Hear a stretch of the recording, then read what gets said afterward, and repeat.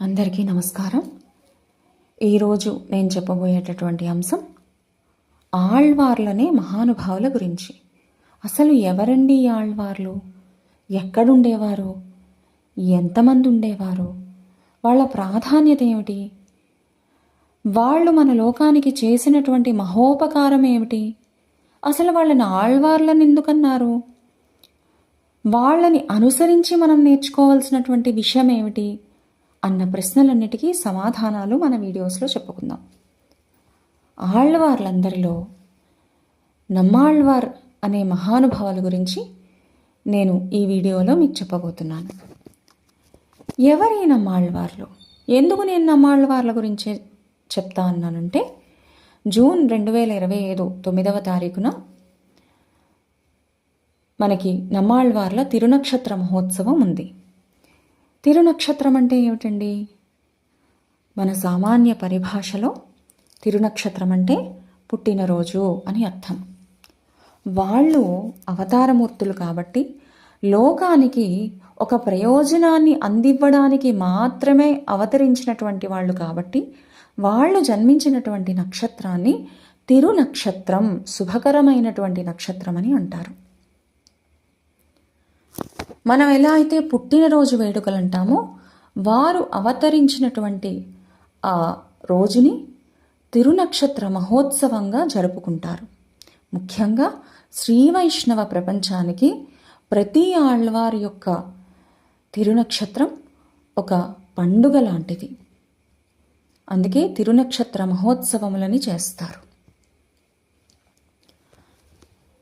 అయితే ఈ వీడియోలో నమ్మాళ్వార్ల అవతార ఘట్టం గురించి చెప్పుకుందాం. నమ్మాళ్వార్ల అవతార ఘట్టం గురించి తెలుసుకునే ముందు ఆళ్వార్లు అంటే ఏంటో తెలుసుకుందాం. తమిళ భాషలో ఆళ్వార్లు అని అంటారు, ఆళ్వార్ అంటారు.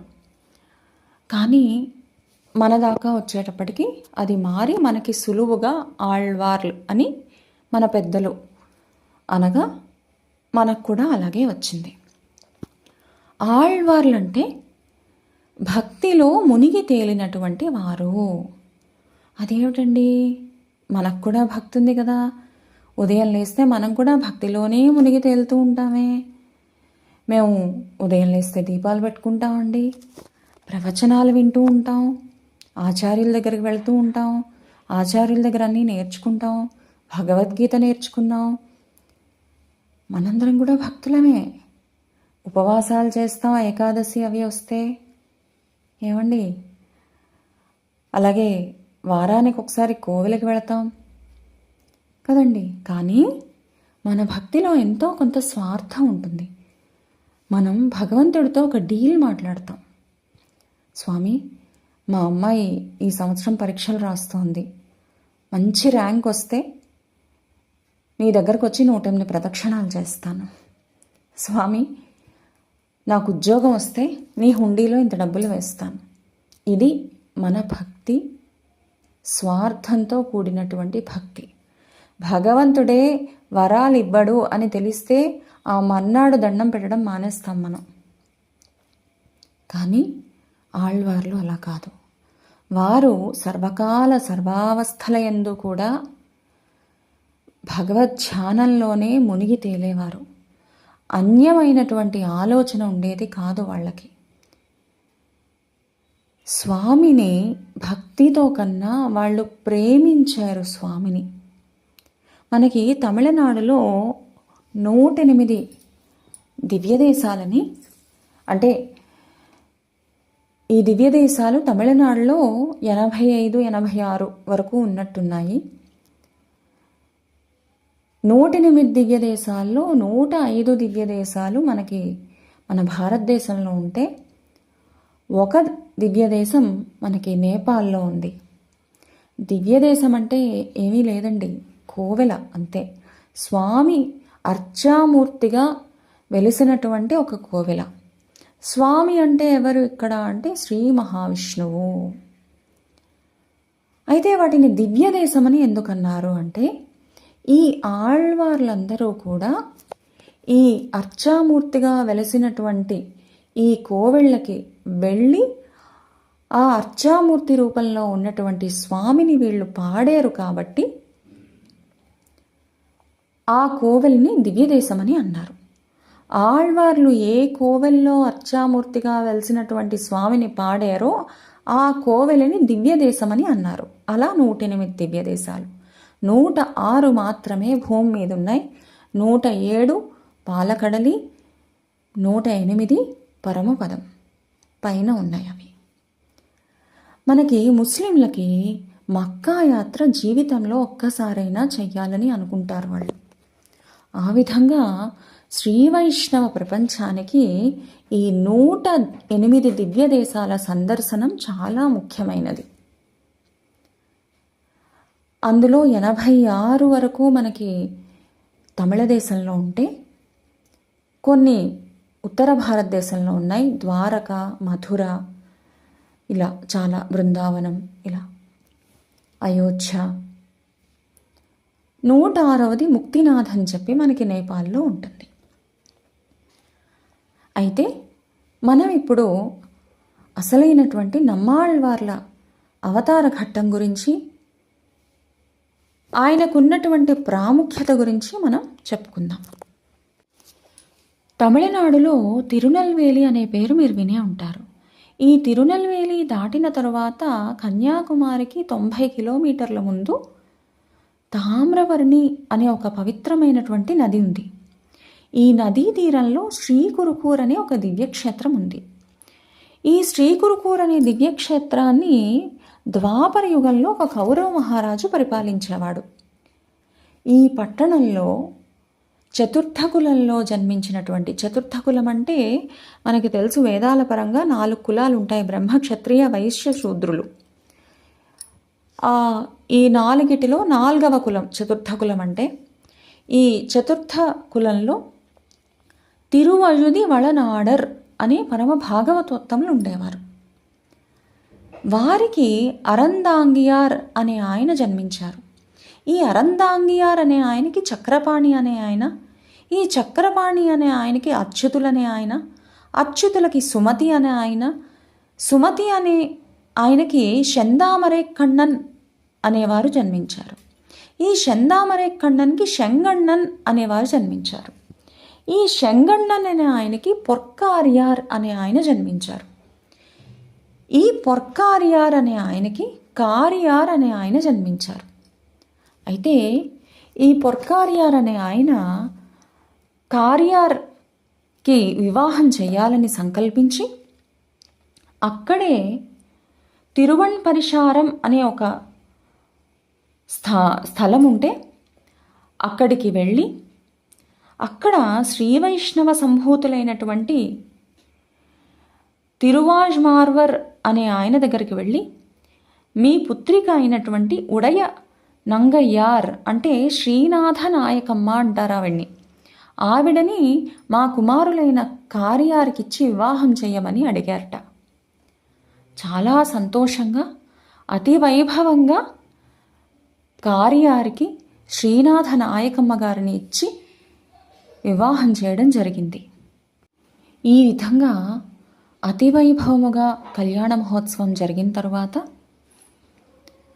తిరువణ్పరిశారం నందలి ఉన్నటువంటి ఒక దివ్య దేశంలో అక్కడ స్వామిని తిరువాజ్మార్పనని అంటారు. ఆ పెరుమాళ్ల సన్నిధికి కొత్త దంపతులు ఇద్దరూ వెళ్ళి సేవించుకొని తిరిగి కురుకాపురికొచ్చి సుఖంగా కాలం గడుపుతున్నారట. అయితే ఎంతకాలమైనా వీరికి సంతానం కలగలేదు. అలా కలగకపోయేసరికి దంపతులిద్దరూ తిరుక్కురుంగుడి నంబి అనే పెరుమాళ్ల సన్నిధికి వెళ్ళి ప్రార్థిస్తే స్వయంగా స్వామి అర్చక రూపంలో చెప్పాడు వీళ్ళకి, మేమే మీకు అవతరించదము పుత్రులుగా అని చెప్పి.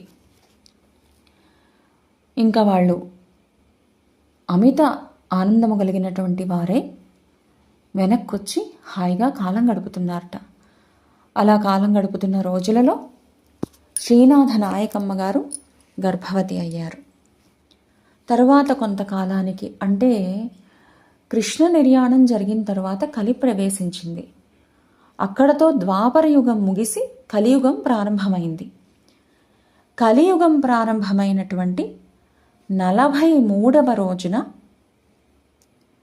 ప్రమాది సంవత్సరం వైయాషి నెల అంటే వైశాఖ శుక్ల చతుర్దశి శుక్రవారమున కటక లగ్నంలో దివ్య తేజో విరాజితులైనటువంటి శ్రీ నమ్మాళ్వార్లు ఈ దంపతులిద్దరికీ అవతరించడం జరిగింది. అయితే నమ్మాళ్వార్లు మామూలు పిల్లల్లాగా స్తన్యపానం చెయ్యలేదుట. పాలు తాగలేదు, తల్లి దగ్గర ఏడవలేదు, కళ్ళు మూసుకొనే ఉన్నారట. పుట్టిన దగ్గర నుంచి కళ్ళు మూసుకొని భగవత్ సేవలో భగవద్ గుణానుభవంలో ఉన్నారు ఆయన. అది అర్థం పుట్టిన దగ్గర నుంచి. ఇదేమిటిది, పిల్లడు పుట్టాడు, ఉలుకు లేదు పలుకు లేదు, పాలు తాగటం లేదు, ఏమిటి అని తల్లిదండ్రులిద్దరూ కూడా 12వ రోజు, పుట్టిన 12వ రోజున పెలిందు నింద్ర పిరాన్ అనే పెరుమాళ్ల సన్నిధికి తీసుకెళ్ళి అక్కడ స్వామి ఎదురుగా పెట్టగానే పిల్లడిని వెంటనే ఆ పిల్లడు నేత్రాలు తెరిచి అలా జరిగి జరిగి జరిగి జరిగి అంతకుముందే ఆ సన్నిధిలో ఒక పెద్ద తింత్రిణీ వృక్షం ఉందిట. తింత్రిణీ వృక్షం అంటే ఏంటంటే చింత చెట్టు. చింత చెట్టు అంటే ఒక పెద్ద ఒక పాము, 5 పడగల పాము ఎలా ఉంటుందండి, అలాగా ఈ చింత చెట్టు కూడా 5 కొమ్మలతో, అంటే 5 చెట్లు కలిస్తే 5 శాఖలుగా విస్తరించి శేషాంశంలో అవతరించిందిట ఆ తింత్రిణీ వృక్షం కూడా. అది ఎవరు అంటే తిరుప్పళి ఆళ్వార్ అని శేషాంశంలో తింత్రిణీ వృక్ష రూపంలో అక్కడ నమ్మాళ్వార్ల కోసమే అన్నట్టుగా ముందే ఆయన, అంటే లోకానికి ఒక ప్రయోజనం జరగాలి అంటే ముందే అన్నీ సిద్ధంగా ఉంటాయి. మనకి రామాయణంలో చెప్తారు, రాముడు అవతరించక ముందే సైన్యం అవతరించింది. ముందు హనుమ, సుగ్రీవుడు, వానరులు, భల్లూకాలు వీళ్ళందరూ ముందు అవతరించారు, తర్వాత రాముడు జన్మించాడు. ఆ విధంగా లోకానికి ఒక ప్రయోజనం జరగాలంటే ముందు దానికి కావలసినటువంటి ముందువన్నీ అవతరిస్తాయి మనకి. ఆ విధంగా అలా శేషాంశంలో చింత చెట్టు రూపంలో, తింత్రిణీ వృక్షం అంటారు, చింత చెట్టు రూపంలో 5 శాఖలుగా విస్తరించి ఉన్నటువంటి ఆ చింత చెట్టు దగ్గరికి వెళ్ళి ఆ చింత చెట్టులో ఒక తొర్ర ఉంటే ఆ చింత చెట్టు తొర్రలో పద్మాసీనులై యోగనిష్టలోకి వెళ్ళిపోయారట. ఎప్పుడు పుట్టిన 12వ రోజు ఆ పిల్లడు. అందుకే ఈయనకి మారన్ అనే తిరునామం కూడా ఉంది. ఎందుకు మారన్ అంటే పిల్లడు పుట్టిన వెంటనే ఉలుకు లేదు, పలుకు లేదు, పాలు తాగట్లేదు, ఏమీ చేయట్లేదు. ఎప్పుడైతే 12వ రోజు పెరుమాళ్ల సన్నిధికి తీసుకొచ్చి అక్కడ పెట్టారో పిల్లడిని, వెంటనే భగవద్ దర్శన మాత్రం చేత పిల్లడు కళ్ళు తెరిచి జరిగి జరిగి జరిగి జరిగి అక్కడ ఉన్నటువంటి చింత చెట్టు త్వరలోకి వెళ్ళి జ్ఞానముద్రతో మౌనమును అవలంబించి యోగనిష్టలో పద్మాసీనులై అక్కడ ఉన్నారు. సో ఎప్పుడైతే భగవద్ దర్శన మాత్రం చేత ఇదంతా జరిగిందో అందుకే ఆయన పేరు మారన్ అని కూడా అంటారు ఆయన్ని. ఈ విధంగా 16 సంవత్సరాలు తదేక భగవద్ గుణానుభవంలో కళ్ళు తెరవక జ్ఞానముద్రలో యోగనిష్టతో భగవద్గుణానుభవంలో ఉన్నటువంటి ఆళ్వార్లు నమ్మాళ్వార్లు. ఆ తరువాత మనకిక్కడ నమ్మాళ్వార్ల గురించి చెప్పుకునేటప్పుడు మధుర కవి ఆళ్వారని ఆయన గురించి కూడా చెప్పుకోవాలి మనం. ఈ మధుర కవి ఆళ్వార్లు ఎవరంటే ఈయనకి 60 సంవత్సరాలు వచ్చేదాకా పాపం ఆచార్యులు దొరకలేట. పాపం ఆచార్యుల కోసం వెతుకుతూ వెతుకుతూ వెతుకుతూ అలా పుణ్యక్షేత్రాలన్నీ సందర్శిస్తూ, అందులో ముఖ్యంగా మోక్షమునిచ్చేటటువంటి పుణ్యక్షేత్రాలు ఏవైతే ఉన్నాయో బదరికాశ్రమం నుండి అయోధ్యకు వచ్చి అక్కడ జరుగుతున్న ప్రవచనాలు కానీ కాలక్షేపాలు కానీ వింటూ అక్కడ కాలం గడుపుతున్న రోజుల్లో ఒకనాడు అర్ధరాత్రి స్నానం చేయడానికని బయటకు వచ్చినప్పుడు, అయోధ్యలో ఉన్నప్పుడు ఇదంతా, దక్షిణ దేశం నుంచి ఏదో ఒక పెద్ద వెలుగు రావడం మొదలైందిట. చూశారట ఈయన. ఏమిటి ఈ వెలుగు అని అనుకున్నారట. అలా స్నానం చేసి వెళ్ళారట. అదే ఆలోచిస్తున్నారట. మళ్ళీ సరే ఏమిటి అనుకున్నారట. మళ్ళీ మర్నాడు అదే సమయంలో మళ్ళీ ఆ వెలుగు దక్షిణ భారతదేశం నుంచి కనిపించడం మొదలైందిట ఆయనకి. అప్పుడు ఇంకా అదేదో సామాన్యమైన వెలుగు కాదని చెప్పి ఆ వెలుగుని అనుసరించుకొని దక్షిణం వైపు ప్రయాణం మొదలుపెట్టారట మధురకవి ఆళ్వార్. ఎలాగైనా ఆ వెలుగు ఏమిటి, ఎక్కడి నుంచి వస్తోంది, అక్కడున్న మహానుభావులు ఎవరు తెలుసుకోవాలని అది లక్ష్యంగా పెట్టుకుని దక్షిణ దేశం వైపు బయలుదేరారు మధురకవి ఆళ్వార్.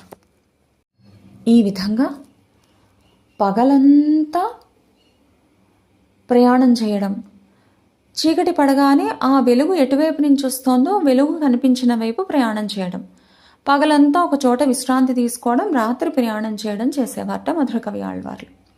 అలా ప్రయాణం చేస్తూ చేస్తూ ఆళ్వార్ తిరునగరి అనే స్థలానికి వచ్చారు. అక్కడికి వచ్చిన తర్వాత ఒకవైపు వెలుగు కనిపిస్తోంది, ఒకవైపు వెలుగు కనిపించట్లేదు. అప్పుడు వెలుగు ఎటువైపు వస్తోందో ఆ గ్రామానికి వెళ్ళి అక్కడ గ్రామస్తుల్ని ఆరా తీశారు. ఎవరిది వెలుగు, ఎవరు ఇక్కడ ఉన్నటువంటి మహానుభావులు అని అడిగితే ఆ గ్రామస్తులు నమ్మాళ్వార్ల యొక్క జన్మ వృత్తాంతాన్ని చెప్పారు. అది విని ఆశ్చర్యపోయి ఆ తింత్రిణీ వృక్షం దగ్గరికి వెళ్ళి ఆ నమ్మాళ్వార్ల యొక్క దివ్యమంగళ విగ్రహాన్ని సేవించుకున్నారు.